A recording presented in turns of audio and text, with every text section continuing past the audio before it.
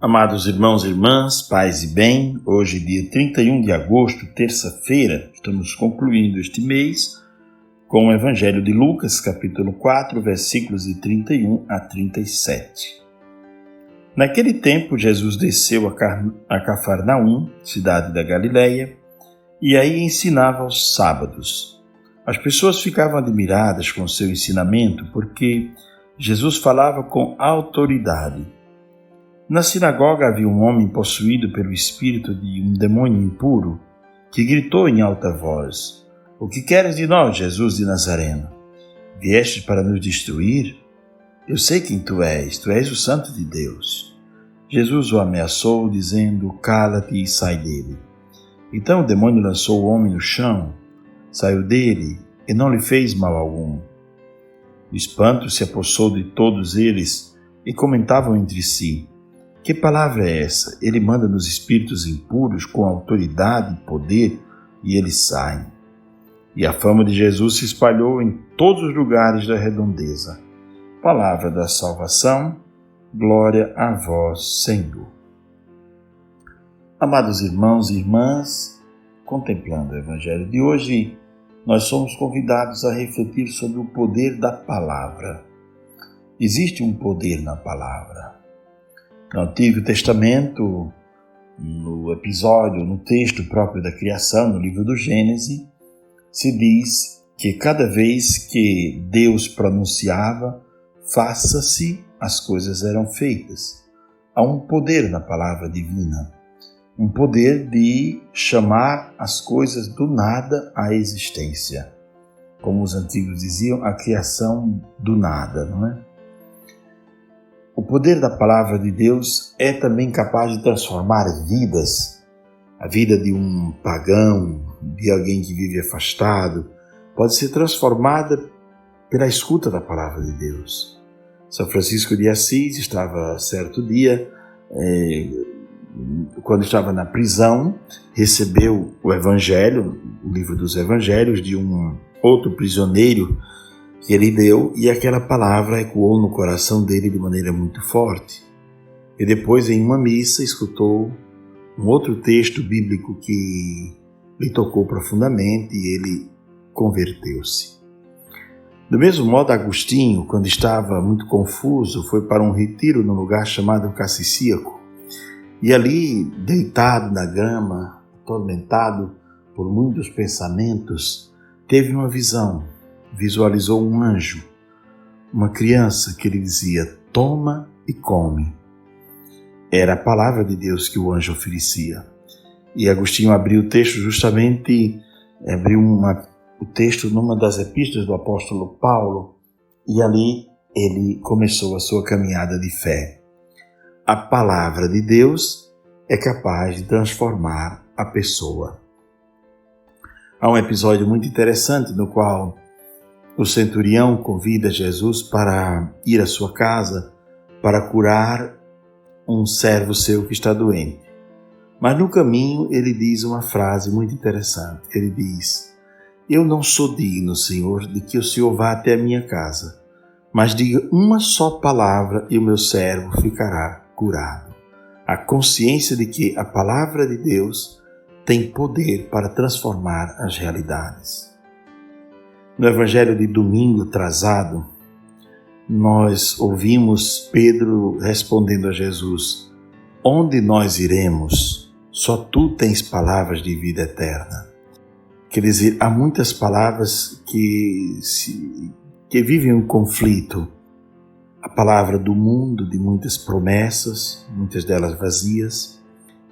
Há palavras e palavras, porém a palavra de Deus tem poder de transformar as realidades. Deus diz: "Faça-se a luz se fez." Né?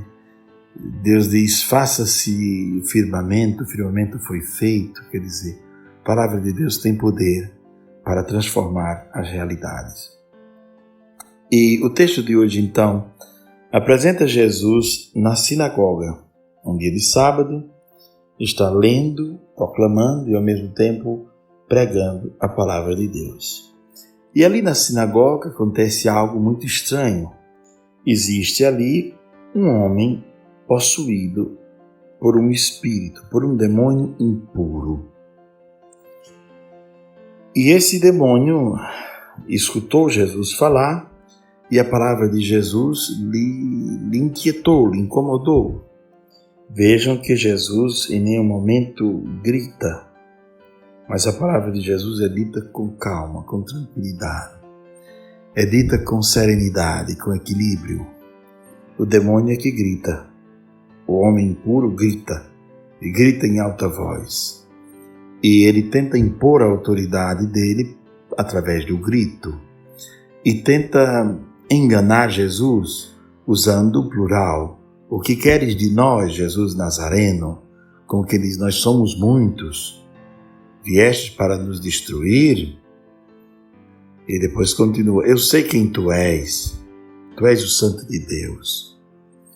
E Jesus o ameaçou, e o verbo é dizendo, não é gritando. De novo, Jesus não grita, mas ele diz, cala-te e sai dele.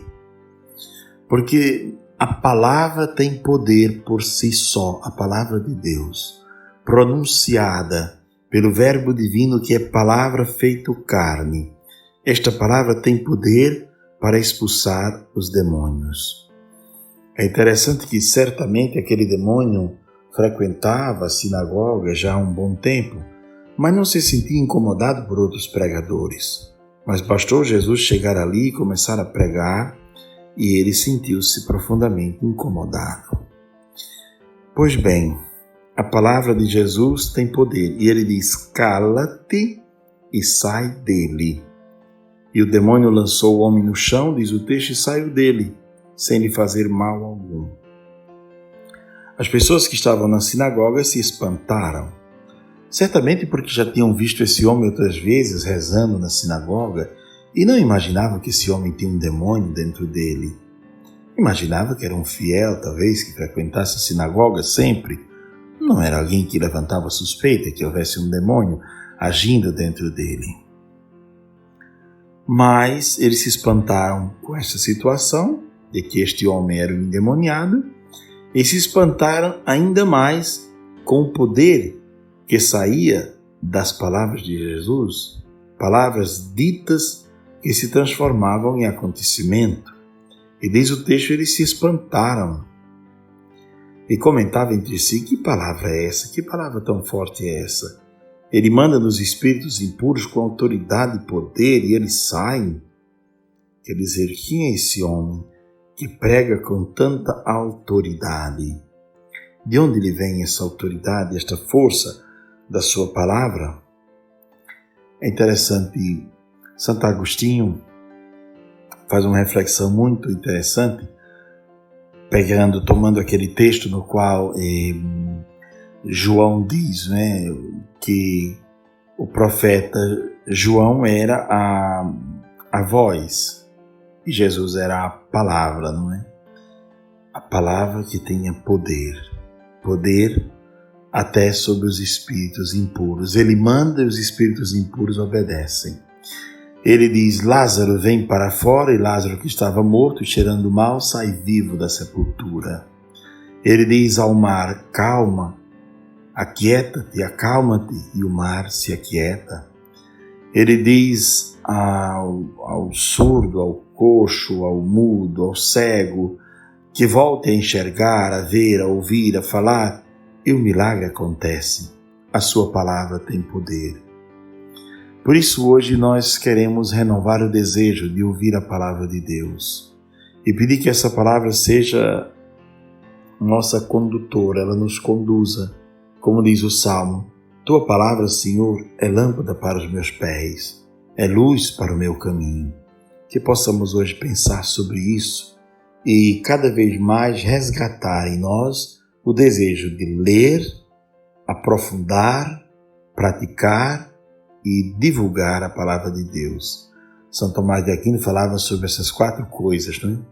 E eu acrescentaria mais uma, porque na época não era dito, não é? Primeiro, é preciso ter uma Bíblia em casa, ter a palavra de Deus e não só tê-la num instante. Ter a palavra. Segundo, ler a palavra. Terceiro, meditar a palavra, aprofundando, refletindo sobre ela. Quarto, praticar a palavra, dando testemunho. E quinto, proclamar a palavra para os 4 cantos do mundo. Que o Senhor nos abençoe, nos guarde, nos preserve de todos os males e saiba que a palavra de Deus tem poder, mas a nossa palavra também tem algum poder. Por isso, nunca amaldiçoe, abençoe as pessoas e faça o bem. Proclame a palavra de Deus e a sua palavra seja também uma palavra de bênção. Paz e bem, ótimo dia para todos.